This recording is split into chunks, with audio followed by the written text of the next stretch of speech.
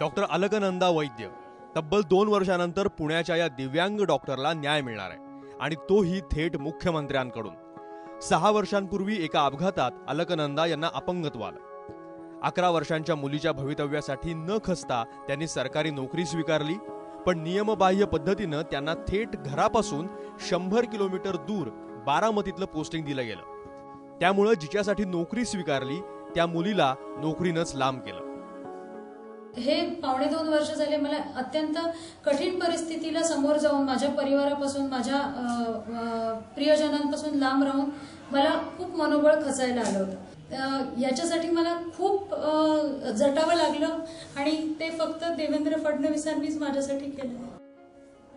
अनेकदा वरिष्ठांना त्यांनी विनंत्या केल्या, आरोग्य विभागापासून थेट मुख्यमंत्री कार्यालयापर्यंत सगळीकडे अर्ज केले, पण कुणीही त्यांची आर्त हाक ऐकायला तयार नव्हतं।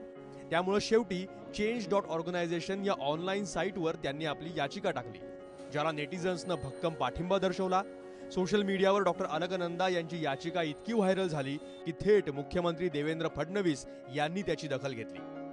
अशा परिस्थितीत कुणालाही आपल्या घरापासून लांब राहून काम करायची वेळ येऊ नये की ज्याच्यामुळे आपलं मनोबळ खचेल, याच्यासाठी मी सगळ्यांनाही अशीच विनंती करते, शासनालाही आणि पब्लिक हेल्थ डिपार्टमेंटलाही, की परत अशा कुठल्याही व्यक्तीला अशी वेळ येऊ नये की पेटिशन लिहावं लागावं, हीच माझी मनापासून विनंती आहे। मुख्यमंत्र्यांच्या ट्विटनंतर प्रशासन खडबडून जागं झालं, त्यामुळे लवकरच अलकनंदा यांची पुण्यात बदली होईल। पण अलकनंदांसारख्यांची दखल न घेणारी सरकारी यंत्रणा किती असंवेदनशील बनली आहे हे पुन्हा एकदा समोर आलंय। राहुल ढवळे, एबीपी माझा, बारामती।